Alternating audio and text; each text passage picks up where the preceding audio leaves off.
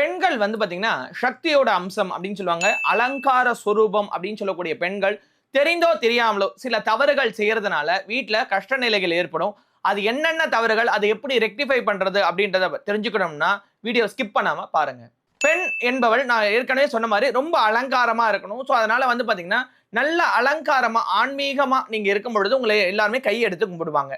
பெண்கள் வந்து பாத்தீங்கன்னா எப்பயுமே அலங்காரமா இருக்கணுங்க. வீட்டுல வந்து பாத்தீங்கன்னா இன்முகத்தோட யாரா இருந்தாலும் வரவேற்கணும். வரவங்களுக்கு தண்ணீர் கொடுக்கணும். அதுக்கப்புறம் சாப்பிடுங்க அப்படின்னு சொல்லணுமே தவிர்த்து சாப்பிடுறீங்களா அப்படின்னு கேட்கக்கூடாது. அதுக்கு அடுத்தது எந்த சூழ்நிலையும் நைட் 6 மணிக்கு மேல தயிரையோ இல்ல சிலிண்டரையோ இந்த மாதிரி விஷயங்களை வந்து பாத்தீங்கன்னா கொடுக்கக்கூடாது. அதை பாரோ பண்ணக்கூடாது.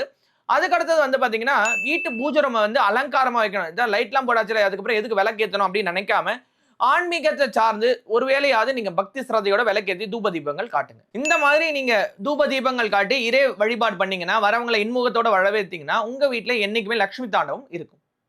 இந்த மாதிரியான நற்செயர்கள் நம்ம வீட்டுல பாருங்க, அந்த வீட்டுல இந்த மாதிரிலாம் சொல்லி கொடுத்துருக்காங்க, மருமகன் வந்ததுல இருந்து எப்படி இருக்கு தெரியுங்களா அப்படின்னு அவங்க உங்களை புகழும் பொழுது உங்க வாழ்க்கையில நிறைய மாற்றங்களும் ஏற்றங்களும் நிகழும்.